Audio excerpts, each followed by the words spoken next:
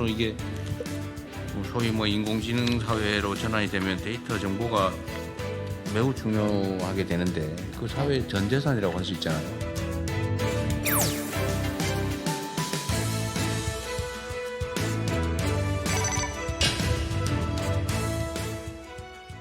최근 대규모 개인정보 유출 사고가 반복되면서 정부가 개인정보 보호 정책의 패러다임을 사후 대응에서 사전 예방 중심으로 전환하기로 했습니다. 자세한 내용 고낙준 개인정보보호위원회 예방조정심의관과 이야기 나눠보겠습니다. 심의관님 어서 오십시오. 네, 안녕하십니까. 대규모 개인정보가 유출된 쿠팡에 대해 정부가 과징금을 부과했습니다. 브리핑 영상 보고 오겠습니다. 우리 위원회는 쿠팡이 국내 최대 온라인 플랫폼 사업자이자 대규모 개인정보 처리자임에도 인증 서명키를 안전하게 관리하지 않는 등 안전조치 의무를 소홀히 하여 대규모의 개인정보 유출을 초래한 행위에 대해 과징금 4,235억 7,500만 원, 개인정보 유출 통지 및 파기 의무 위반 행위에 대해 과태료 1,680만 원을 부과하기로 결정하였습니다. 아울러 유사사고 재발 방지를 위해 키 관리 통제 등 안전조치를 강화하고 유출된 배송지에 포함된 회원이 아닌 정보주체 대상 유출 통지 실시, 파기 정책 및 내부 거버넌스 체계 정비 등을 시정 명령하였습니다. 네, 최근 개인정보 유출 논란이 불거진 쿠팡, 무려 6천억 원대 과징금 폭탄을 안게 됐습니다. 자, 원래 조 단위가 될 거다 이런 예상도 있었는데 그거보다는 낮은 건가요? 예. 지금까지 이제 개인정보보호위원회에서 부과한 과징금은 작년에 이제 SK텔레콤에 대해서 1,348억 원을 부과해서 가장 큰 규모였습니다. 네. 이번에 쿠팡의 개인정보 유출과 침해에 대해서 저희가 6,247억 원을 부과하면서 최고액을 이제 경신하게 되었습니다. 네. 개인정보보호위원회에서는 지난해 11월 쿠팡의 그 개인정보 유출 신고를 접수하고 유출 조사에 착수하였고 국회 청문회나 언론 보도 등을 통해 이제 또 제기된 납치 광고 네. 그리고 또 취업 제한 목록 관련해서 쿠팡하고 그 쿠팡 풀필먼트 서비스의 개인정보 침해 소지 여부에 대해서 올 1월부터 조사를 진행해 왔습니다. 네. 조사 결과 쿠팡은 기본적인 인증키 서명 관리를 소홀히 했고 대규모 개인정보 유출을 초래했으며 회원들의 온라인 활동 기록을 무단으로 수집 저장하였고 납치 광고를 게재하는 등 하는 쿠팡 파트너스를 적절하게 관리 감독을 하지 않은 사실을 확인했습니다. 네. 이에 따라서 위반 행위의 중대성, 피해 규모, 영향, 조사 협조와 시정 완료 여부 등을 종합적으로 고려해서 이번 처분을 하게 되었습니다. 네, 새롭게 드러난 쿠팡의 잘못도 있는 거군요. 네. 자, 말씀해 주신 바에 따르면 지난해 SK텔레콤 유출 때는 1,000억 원대 과징금이었는데 자, 이번에는 그때보다 무려 6배에 달하는 예. 액수인데요. 과징금의 산정 기준은 뭔가요? 예. 개인정보 유출 사고 발생할 때 그 안전조치 의무 위반이 확인되는 경우에는 네. 전체 매출액의 3%를 초과하지 않는 범위 내에서 위반 행위와 관련 없는 매출액을 제외한 나머지 매출액을 기준으로 과징금을 산정하고 있습니다. 네. 이를 토대로 위반 행위의 중대성, 유출로 인한 피해 규모, 영향, 그리고 위반 기업의 조사 협조 여부 등을 요소로 고려해서 최종 과징금을 이렇게 산정을 합니다. 쿠팡의 경우에는 연간 매출액이 30조 원 수준의 대규모 개인정보 처리자로서 네. 피해 규모뿐만 아니라 기본적인 안전 조치를 소홀히 한 점들을 종합적으로 저희가 고려하여 처분하였습니다. 아울러서 이번 처분에 37,550만 명의 그 개인정보 유출뿐만 아니라 회원이 아닌 그 개인정보 처리자의 정보 유출되었고 그리고 11,107만 명의 그 온라인 활동 기록을 무단 수집한 점도 여기서 같이 심의돼서 처분이 되었습니다. 네. 이번 조사 처분을 통해 개인정보보호위원회는 대규모 개인정보를 다루는 플랫폼 기업의 기본적인 그 안전조치 소홀과 개인정보 자기결정권 침해 행위에 대해서 그에 상응하는 책임이 따른다는 점을 분명히 하였습니다. 네, 쿠팡도 곧바로 행정소송을 예고했는데 앞으로의 진행 상황 좀 지켜보도록 하고요. 이재명 대통령은 AI 시대 개인정보 보호의 중요성을 강조했습니다. 화면으로 보고 오시죠.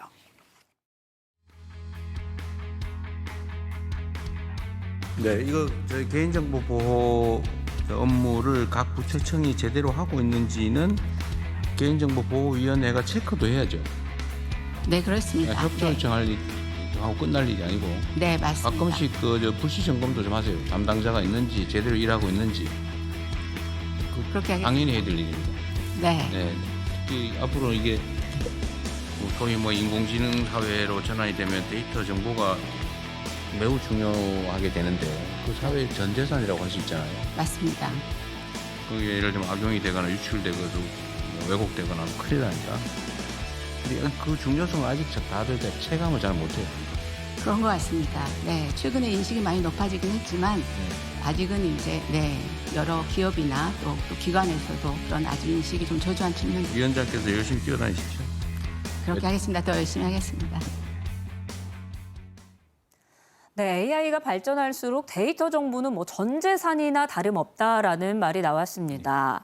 자, 정부가 개인정보 관리 체계를 새로 짜겠다고 하는 건데 어떤 게 달라지는 겁니까? 예, 이번 계획의 핵심은 개인정보 보호 체계를 사고가 난 뒤 그 제재하는 그 방식에서 사고 위험을 사전에 식별하고 줄이는 예방 중심 체계로 전환하겠다는 것입니다. 네. 이제 크게 세 가지 방향입니다. 첫째, 그 중대하거나 반복적인 개인정보법 위반 행위에 대해서는 매출액의 10%까지 과징금을 부과할 수 있도록 해서 그 억제력을 높이고 있습니다. 둘째, 기업과 기관이 법정 기준을 넘어서는 선제적 보호 투자를 하도록 과징금 강령 등 인센티브 체계를 마련하였습니다. 네. 세 번째로 대규모 개인정보나 민감 정보를 처리하는 고위험 분야는 정부가 중점적으로 점검하고 국민 피해가 발생했을 때는 보다 신속하고 실질적인 구제를 받을 수 있도록 하겠습니다. 엄정한 사후 책임에 더해서 사전 예방이 실제로 작동하는 체계를 만들어서 국민이 신뢰할 수 있는 개인정보 활용 환경을 만들도록 하겠습니다. 네, 이 개인 정보는 사실 뭐 유출이 되면 걷잡을 수 없기 때문에 사전에 예방하는 게 너무나도 중요한데, 자 지금 이 시점에 관리 체계 전환에 나선 이유도 궁금합니다. 예. AI와 클라우드 그 플랫폼 서비스가 빠르게 확산하면서 개인정보 활용되는 규모나 방식이 과거와는 크게 달라지고 있습니다. 네. 개인정보가 더 많이 더 복잡한 방식으로 처리되다 보니까 보호 조치가 필요한 대상도 넓어지고 유출 위험 요인도 함께 증가하고 있습니다. 특히 기존 제도로는 포착하거나 통제하기 어려운 새로운 프라이버시 위험 영역도 상당히 커지고 있습니다. 네. 또 이제 개인정보 유출 사고는 특정 업종만의 이 문제가 아닙니다. 네. 온라인 플랫폼을 활용한 서비스 전반으로 공격이 확대되고 있고 한 번 사고가 발생하면 그 보이스 피싱이나 명의도용 같은 2차 피해 그리고 사회적 비용 같은 것들로 이어질 수 있습니다. 무엇보다 개인정보는 한 번 유출되면 완전하게 그 회복되기 어려운 비가역적인 특성이 있습니다. 네. 그래서 사후에 조사하고 제재하는 것만으로는 충분하지 않습니다. 사고가 나지 않도록 그 미리 위험을 살피고 사고가 발생하더라도 신속하게 그 탐지 복구에 피해 확산을 최소화하는 체계가 필요합니다. 예방은 사이버 침해 사고와 이로 인한 개인정보 유출을 줄일 뿐만 아니라 사고 이후에 회복력도 영향을 미칩니다. 예방 중심 전환 계획은 이러한 그 문제 의식에서 출발하게 되었습니다. 네, 자 그러면 지금부터 주요 내용을 한번 자세히 짚어보도록 하겠습니다. 자, 우선 반복적으로 개인정보를 유출한다거나 아니면 관리에 소홀한 기업에는 징벌적 수준의 과징금을 부여한다고 하는데 이 과징금의 산정 기준도 궁금합니다. 예, 반복적이거나 중대한 개인정보 위반 행위에 대해서는 과징금 제재를 강화할 예정입니다. 예. 이 경우 전체 매출액의 지금은 3%인데 최대 10%까지 과징금을 부과할 수 있도록 개인정보보호법이 개정이 되었고 네. 올해 9월 11일부터 시행될 예정입니다. 고의 중과실이 있으면서 3년 이내에 그 반복적으로 위반한 경우 고의 중과실로 1천만 명 이상의 대규모 정보 주체 피해가 발생한 경우 또는 시정명령을 이행하지 않아 개인정보 유출한 경우처럼 국민의 피해가 크고 책임이 무거운 사안에 대해서 이렇게 적용이 됩니다. 네. 위반 행위의 고의성, 의도성, 그리고 반복 여부 등 위반의 경위와 피해 규모를 종합적으로 고려하여 산정할 계획입니다. 네. 처벌만 강화하는 건 아닙니다. 자, 동시에 개인정보 보호에 적극적으로 투자하는 기업에는 인센티브를 준다고요. 예, 그렇습니다. 이번 계획은 이제 단순히 제재만 이제 강화하는 것이 아니라 기업 스스로 개인정보 보호 투자를 하도록 유도하는 내용도 담겨 있습니다.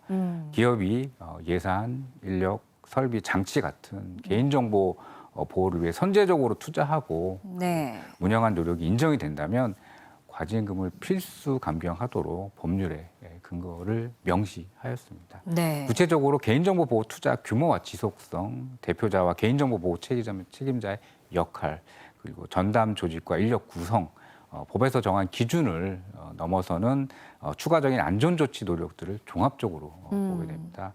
한마디로 그 평소에 위험을 줄이기 위해 실질적으로 노력한 기업은 그 노력을 정당하게 평가하겠다는 취지입니다. 네. 다만 이것이 모든 위반에 대한 면죄부가 되는 것은 아닙니다. 고의나 중대한 과실로 법을 위반한 경우에는 감경 대상에서 제외하는 등 엄격하게 운영할 예정입니다.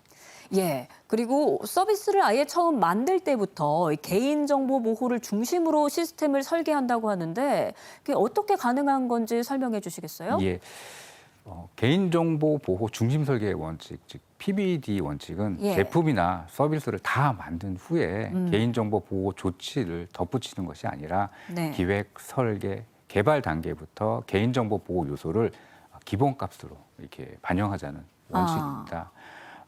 예를 들면 꼭 필요한 개인정보만 최소한으로 수집하도록 한다거나 보유기간이 지나면 자동적으로 파기하거나 익명화하는 것, 또 접근 권한을 역할에 따라 제한하는 등 보호 기술을 설계 단계부터 이렇게 적용하는 방식입니다. 이 원칙이 그 중요한 이유는 갈수록 서비스 환경이 복잡해지고 있고 서비스가 출시된 이후에는 침해 요인을 뒤늦게 발견하기나 막기가 상당히 어렵습니다. 그래서 처음부터 개인정보 보호 요소를 내재화하는 것이 그 가장 중요한 예방 조치라고 이렇게 볼 수 있습니다.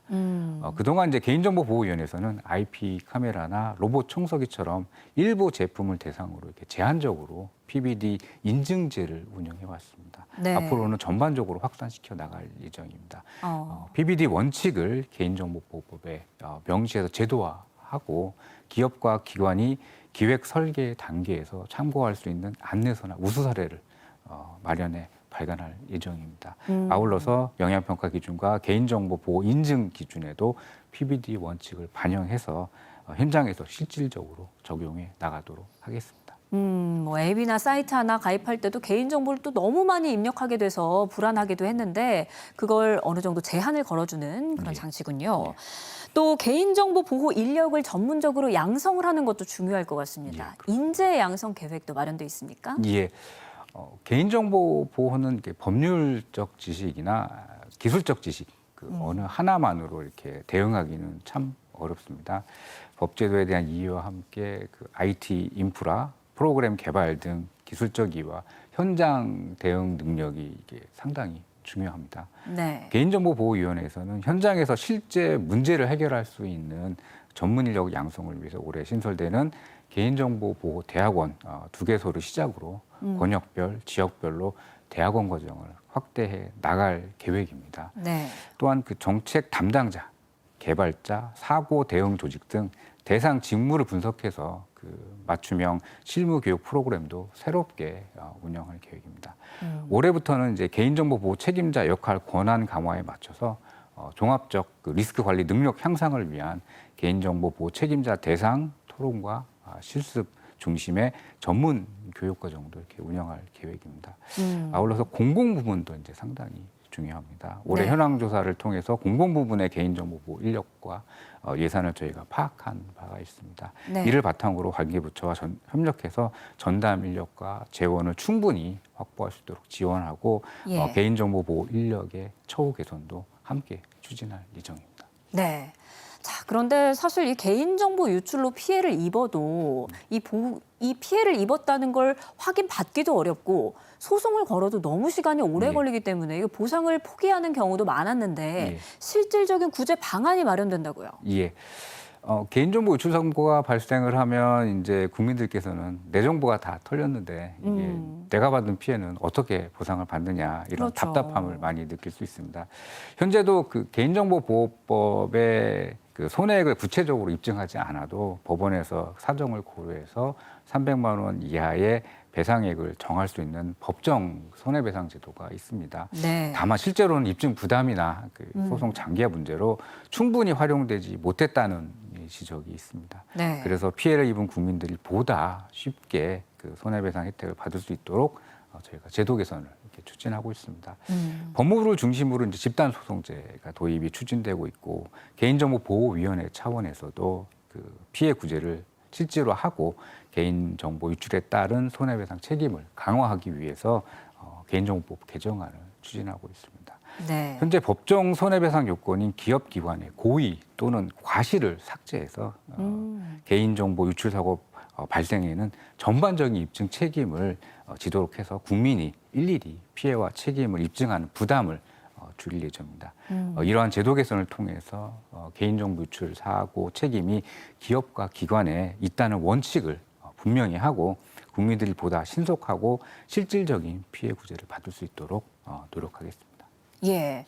또 그런데 플랫폼이나 금융권처럼 조금 민감한 개인정보를 대규모로 다루는 곳이 많잖아요. 이런 곳은 이제 하반기부터 정부가 직접 점검에 나선다고요? 예. 앞으로 대규모 개인정보를 처리하거나 유출 시 국민 피해가 큰 고위험 분야에 대해서는 정부가 중점적으로 그 점검을 실시하도록 하겠습니다. 점검 대상은 개인정보 처리 유형, 오남용 또는 유출 가능성, 유출 시 정보 주체에 미치는 영향력을 토대로 이렇게 산정할 예정입니다. 올해에는 정보통신, 금융, 공공, 교육, 보건복지 등 분야를 우선적으로 이렇게 점검할 계획입니다. 구체적으로 플랫폼 분야의 대규모 데이터 처리, 금융 분야의 주민등록번호 처리, 공공기관의 그 취약점 관리, 에듀테크 분야의 아동 정보 처리 등을 점검을 하고 있습니다. 네. 아울러서 중요한 분야에 대해서도 사회적 이슈가 발생하거나 관계부처 요청이 있는 경우에는 맞춤형 점검표를 배포해서 점검하고 필요한 경우에는 합동 점검을 실시하겠습니다. 또 각 분야의 개인정보 처리 규모와 항목, 관리 실태 등을 분석해서 기초 위험 지도를 만들고 앞으로 점검 대상을 보다 정교하게 선정하는 등 활용하도록 하겠습니다. 이러한 점검은 적발과 제재를 위한 것이 아닙니다. 고위험 요인의 취약 요인을 사전에 찾아서 이런 개선을 유도하고 대규모 개인정보 유출 사고를 예방하기 위한 적극적인 보호 조치라고 보시면 될 것 같습니다.